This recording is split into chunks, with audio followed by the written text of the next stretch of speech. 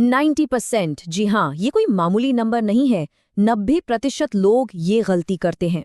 Data साफ बताता है कि शेयर बाजार में फ्यूचर्स एंड ऑप्शंस यानी एफएनओ में ट्रेड करने वाले 90% भारतीय रिटेल इन्वेस्टर्स अपना सारा पैसा पूरी तरह से गंवा देते हैं। सालों की मेहनत चंद मिनटों में राख हो जाती है। इस लाल रंग के डरावने आंकड़े के पीछे न जाने कितनी कहानियां हैं जो अक्सर बाजार के शोर में बस दबकर रह जाती हैं। और बाजार में होने वाला ये भारी नुकसान कोई इत्तेफाक बिल्कुल नहीं है।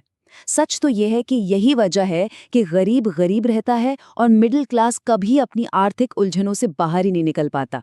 दलाल स्ट्रीट की इस चकाचौंध के पीछे ना एक ऐसा छिपा हुआ सिस्टम काम कर रहा है जिसे आम निवेशक कभी समझ ही नहीं पाते।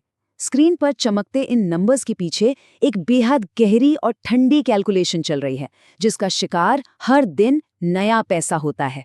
तो आज के इस डीप एक्सप्लेनर में हम दलाल स्ट्रीट के उन्हीं अदृश्य शिकारियों का पर्दाफाश करेंगे जो हर दिन बाजार को कंट्रोल करते हैं।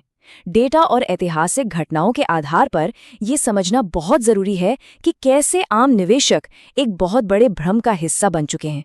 ये कोई साधारण एनालिसिस नहीं है, ये उस सच्चाई का आईना है जो हर ट्रेडर को देखना ही चाहिए। चलिए सीधे इस तिलिस्म के अंदर चलते हैं। सेक्शन 1, अदृश्य मशीनें और हाई फ्रीक्वेंसी ट्रेडिंग। रिटेल निवेशकों को ये कभी नहीं बताया जाता कि उनका असली मुकाबला किसी इंसान से है ही नहीं, उनका मुकाबला है इन अदृश्य मशीनों से। सोचिए, एक तरफ है एक आम रिटेल ट्रेडर जो स्क्रीन को देखकर अपने डर और लालच जैसे इमोशंस के साथ मैनुअल क्लिक करके ट्रेड ले रहा है, और दूसरी तरफ है इंस्टीट्यूशनल हाई फ्रीक्वेंसी ट्रेडिंग यानी HFT मशीनें। आज के मॉडर्न बाजार में फैसले इंसान नहीं बल्कि सुपर कंप्यूटर्स कर रहे हैं। इनमें कोई इमोशन नहीं होता, ये सिर्फ डेटा और लिमिट ऑर्डर्स पर काम करती हैं। और पता है, ये पलक झपकने से भी कम समय में यानी माइक्रो सेकंड्स में करोड़ों के ट्रेड्स एग्जीक्यूट कर देती हैं। जब तक एक आम इंसान बाजार की कोई खबर पढ़कर रिएक्ट करने का सोचता है ना, तब तक ये मशीनें अपना प्रॉफिट बुक करके बाहर भी निकल चुकी होती हैं। और जब ये मशीनें बाजार से अचानक गायब होती हैं तो जो तबाही मचती है ना, वो खौफनाक होती है। 6 मई 2010 का फ्लैश क्रैश इसका सबसे डरावना उदाहरण है। दोपहर के 2:32 तक सब एकदम सामान्य था, लेकिन ठीक 2:41 पर एल्गोरिदम्स ने भारी बिकवाली शुरू कर दी। अचानक बाजार से लिक्विडिटी पूरी तरह गायब। नतीजा, सिर्फ 4 मिनट के अंदर डाउ जोन्स इंडेक्स करीब 1000 पॉइंट नीचे जा गिरा। और मजे की बात देखिए, जितनी तेजी से बाजार गिरा, 3 बजे तक उतनी ही तेजी से वापस भी आ गया।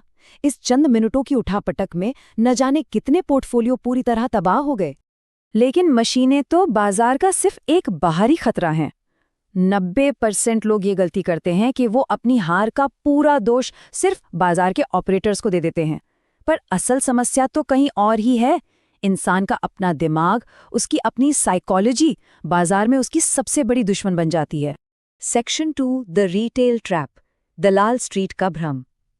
साल 2020 की महामारी के बाद भारतीय शेयर बाजार में एक ऐसा तूफान आया जिसने सब कुछ, पूरी की पूरी तस्वीर ही बदल कर रख दी।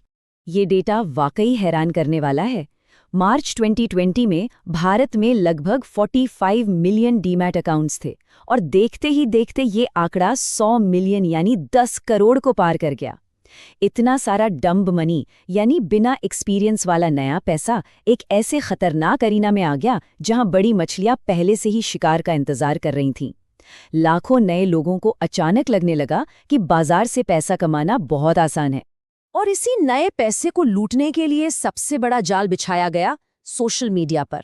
बिना किसी रिसर्च के यूट्यूब एक्सपर्ट्स पर आंख मूंद कर भरोसा करना, टेलीग्राम ग्रुप्स की टिप्स पर पैसे लगाना और व्हाट्सएप की अफवाहों को सच मान लेना। सेबी रजिस्ट्रेशन की तो जैसे किसी को परवाह ही नहीं थी। सेरेब्रा टेक और ज़ी लर्न जैसी कंपनियों का ही उदाहरण ले लीजिए। एक वक्त था जब ये शेयर्स सोशल मीडिया के चहेते थे, लेकिन अंत में क्या हुआ? इन्होंने शेयर होल्डर्स की 80% से ज्यादा वेल्थ साफ कर दी। लेकिन असली खेल यहाँ शुरू होता है। मान लीजिए कोई सोशल मीडिया के जाल से बच भी जाए तो खुद के दिमाग से बचना तो नामुमकिन है। बाजार का पूरा मैकेनिज्म काम ही ऐसे करता है। इसे हमारी इंसानी कमजोरियों का फायदा उठाने के लिए ही डिजाइन किया गया है। Section 3, the mind trap, behavioural finance. ये साइंस हमें बहुत बारीकी से समझाती है कि इंसान का दिमाग बाजार में पैसे गंवाने के लिए ही क्यों प्रोग्राम्ड है। अगर डेटा पर गौर करें तो कुछ मनोवैज्ञानिक बायस या कह लीजिए दिमागी कमजोरियां साफ नजर आती हैं। हम चाहे कितने भी लॉजिकल क्यों ना हों, जब स्क्रीन पर लाल और हरे रंग के कैंडल्स ऊपर नीचे होते हैं ना, तो फैसले दिमाग से नहीं, इमोशन से होने लगते हैं।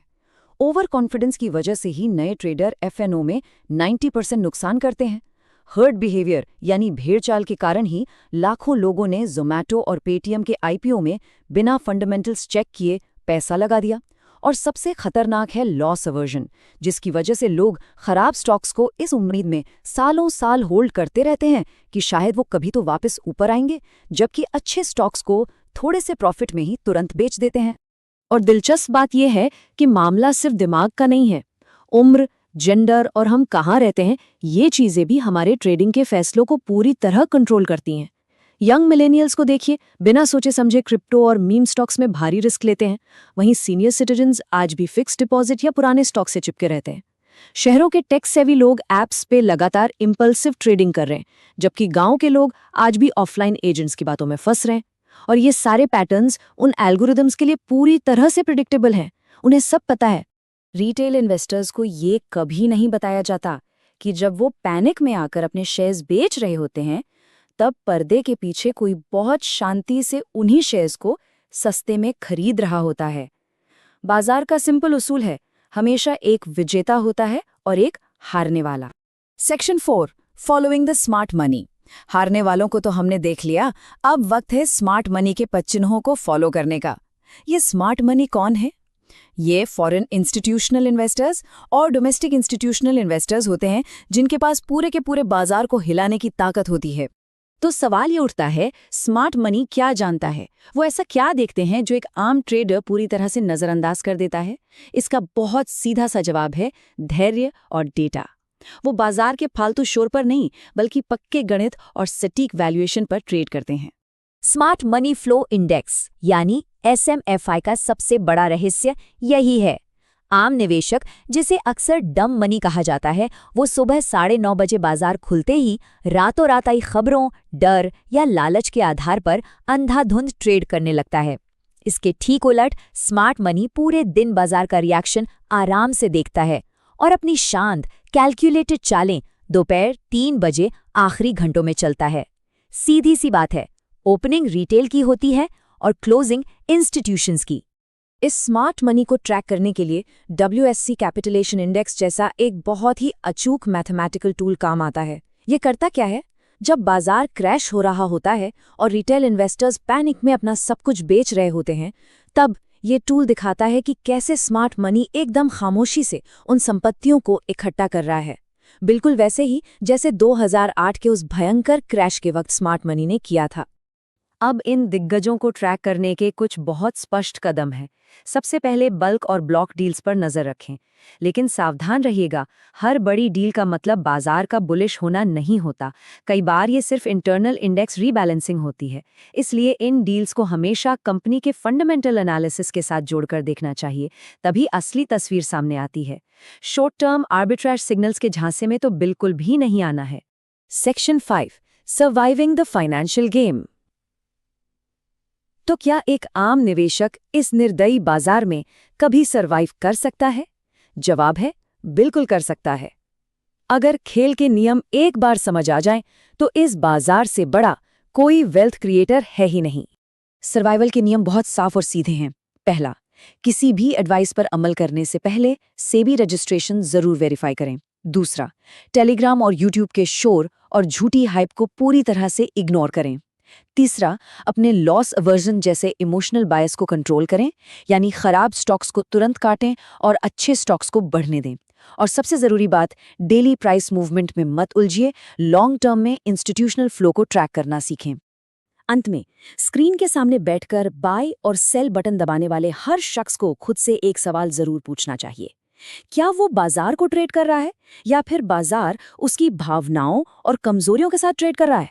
इसका सच किसी भी इन्वेस्टमेंट स्ट्रैटेजी को हमेशा के लिए बदल कर रख सकता है। इस एक्सप्लेनर का हिस्सा बनने के लिए शुक्रिया। बस सीखते रहें और स्मार्ट तरीके से इन्वेस्ट करते रहें।